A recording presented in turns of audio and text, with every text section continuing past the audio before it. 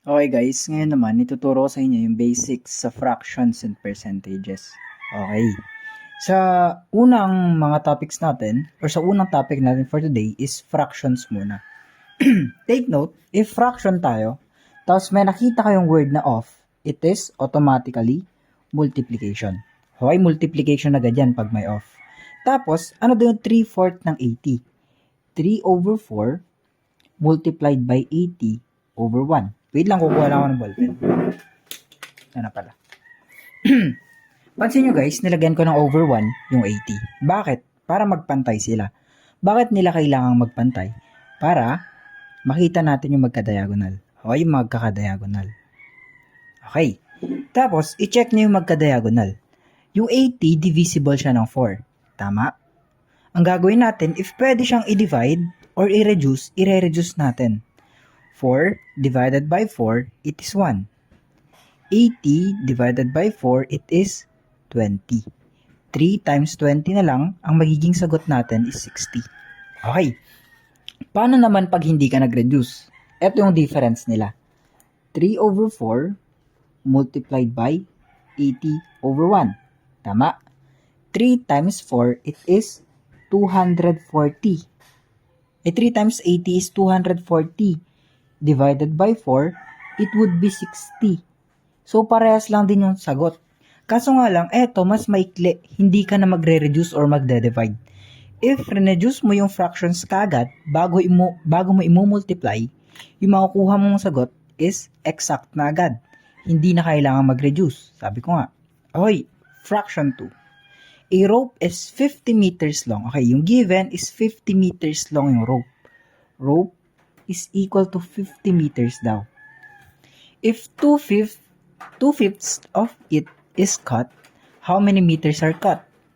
Cut, cut. Okay, ang gagawin lang natin ulit dyan is 2/5 multiplied by 50 over 1. Okay, check nyo yung magka-diagonal ulit. Ito, tapos ito.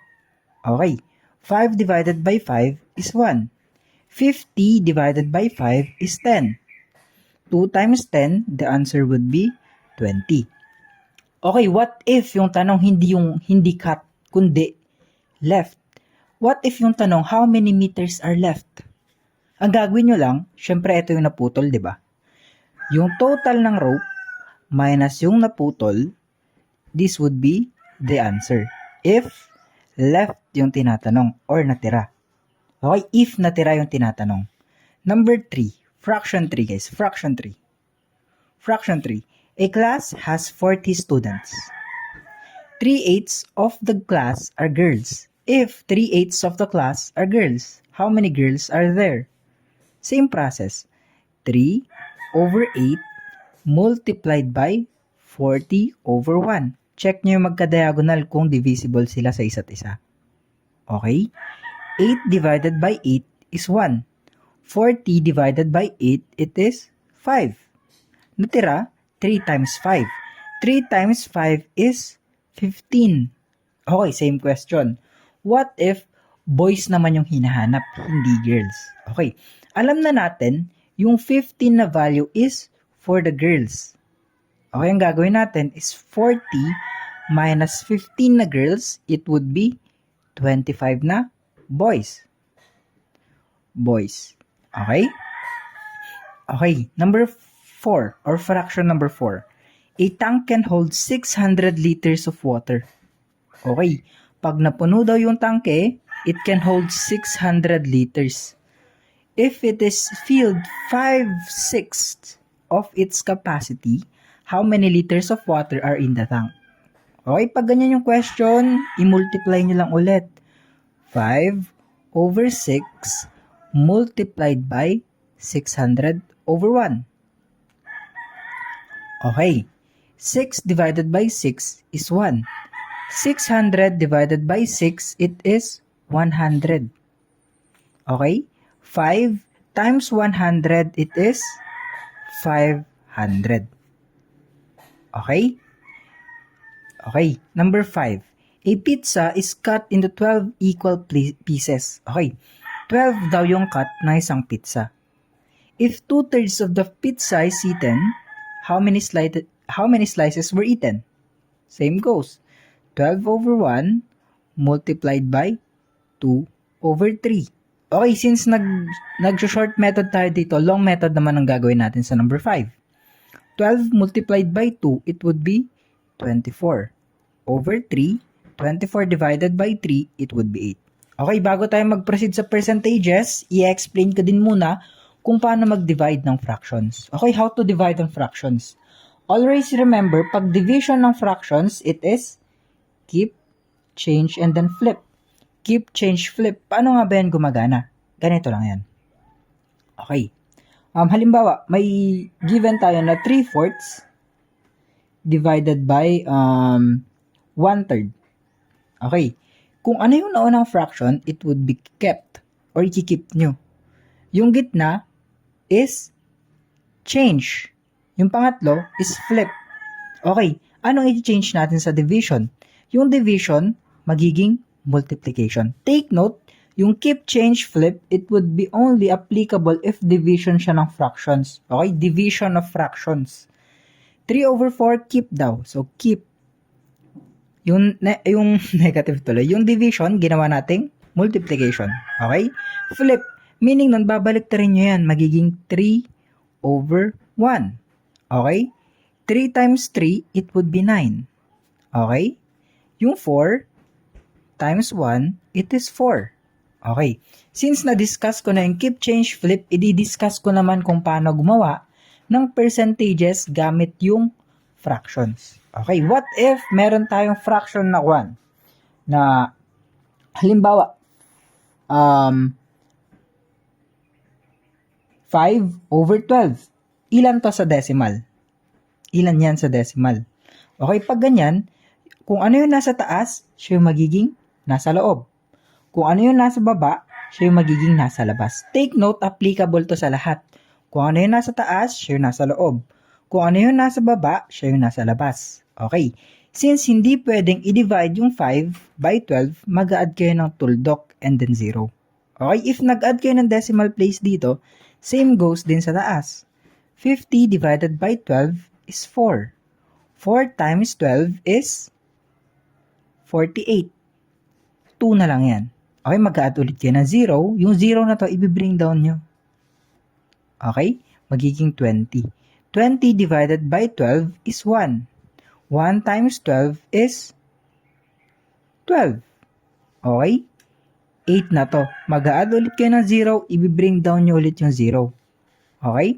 80 divided by 12 is 6. 6 times 12 is 72. 80 na ulit yan. Meaning, mag-ulit-ulit na yan forever and ever. Okay? So, magiging sagot natin dyan, 41,666,7. Okay, pero, mostly naman sa percentages, dalawa lang yung kinukuha na number. Or at most, tatlo. Okay, tatlo at most. Since 6 yung nasa dulo dito, bago dito, magra-round up tayo. It would be 417. 0.417. Okay, paano naging percentage yan? Ganito lang yan, guys. Okay, bilang kayo ng dalawa papuntang right. Always, dalawa lang yung bilang nyo, ha? Isa, dalawa. Okay, magiging 41.7% na yan. Okay, ulit. What if ibang fraction naman? Halimbawa, sana, 2/5. Okay, 2/5. Ilang percentage yung 2/5? Ilan ba? Ganito. Kung ano yung nasa taas, siya yung magiging nasa loob. Kung ano yung nasa baba, siya yung magiging nasa labas. Hindi pwedeng i-divide yan, di ba? Kaya, mag-a-add ka ng tuldok, tapos 0. 20 divided by 5 is 4. 4 times 5 is 20. Okay, eto na. 0.4. Sir, but ngayon, 0.4 lang yung nakuha natin. Paano yan magiging percentages? Simple lang, guys. Okay? Mag-move kayo ng dalawang decimal places to the right. Isa, dalawa. If may space dito, na, di ba nag-jump kayo dyan, tapos walang number, if walang number yung jump nyo, lagyan nyo lang ng 0. Okay? It would be 40%. Okay? Next. Since na-discuss ko na yung mga basics ng percentages, let's move dito sa percentage. Okay? Percentage naman tayo. Okay. Take note, guys. Okay. percentage 1. What is 25% of 200? Okay guys, wait. I-flash ko na lang dito sa screen yung mga conversions ng percentages into fractions. Okay, pa-flash ko na lang dito sa screen in 3, 2, 1.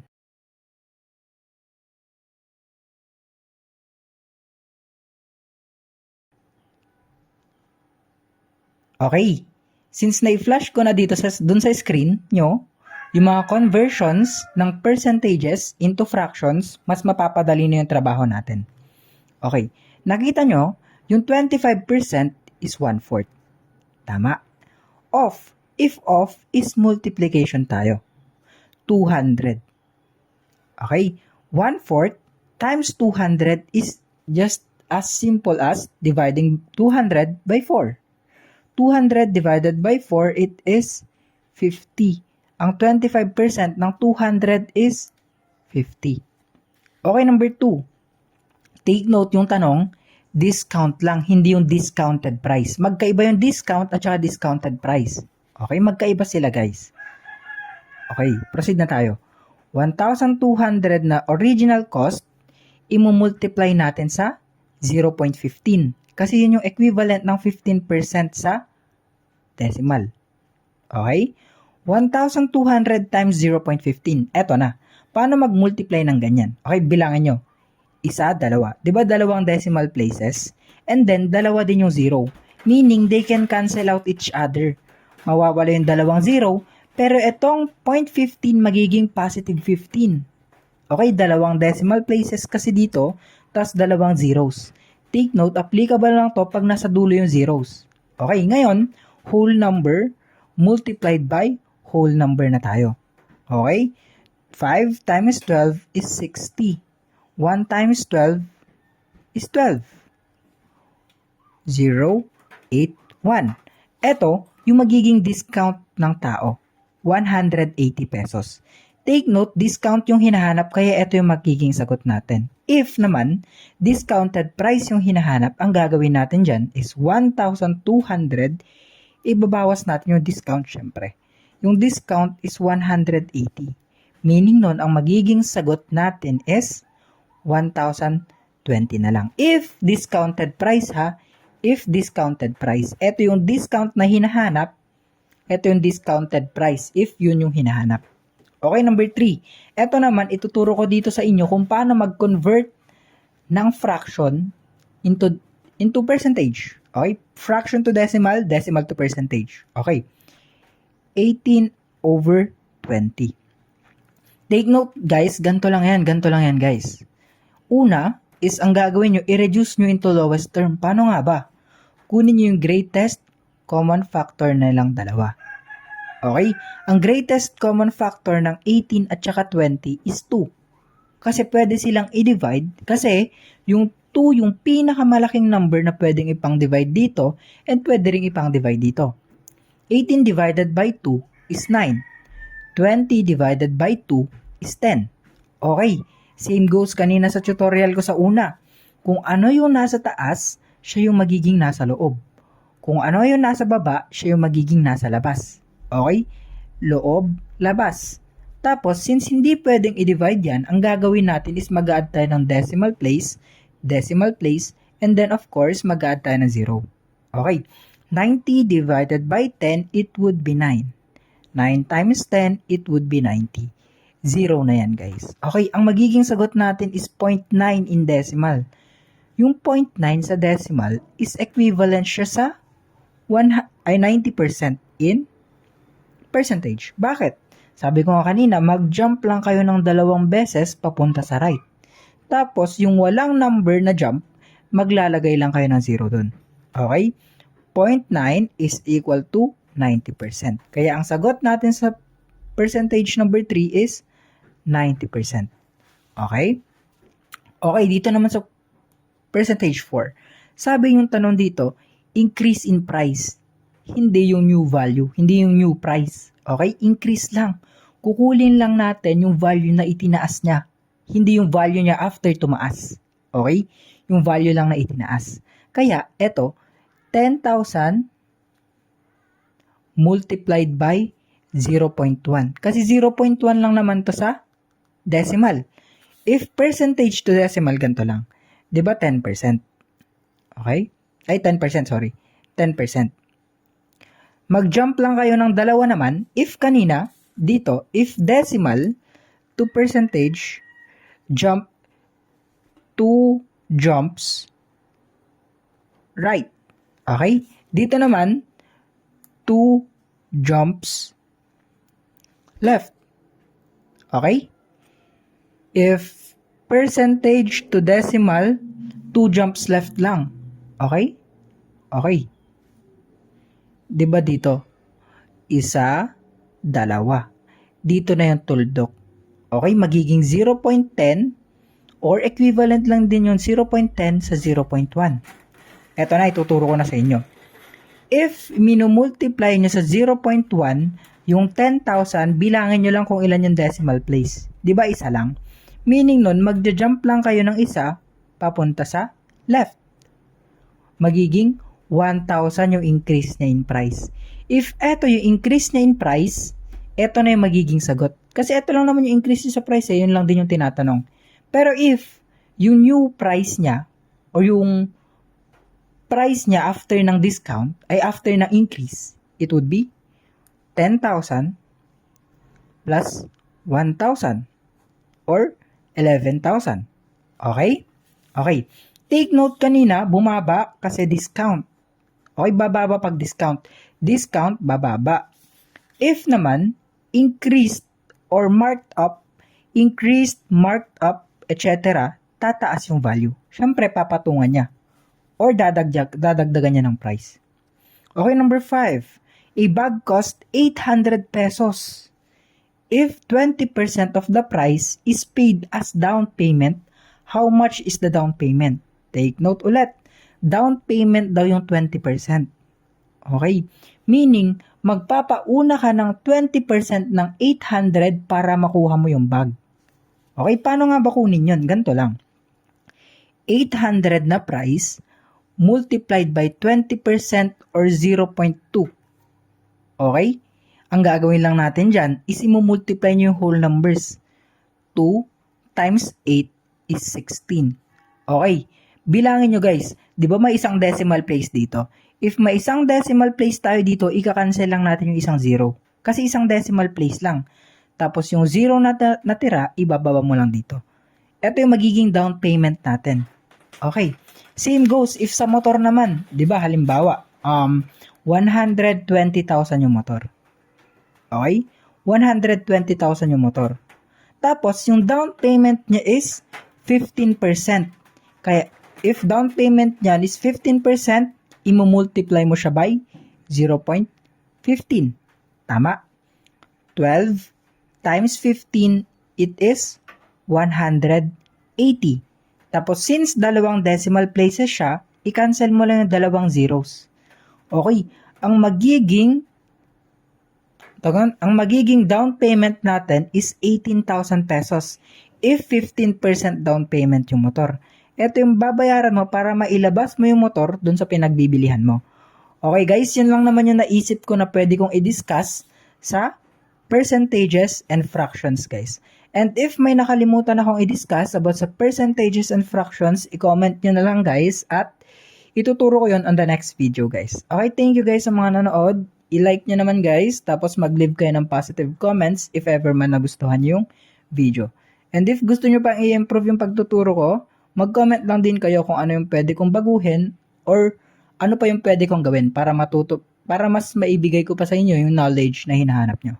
Okay guys, thank you guys!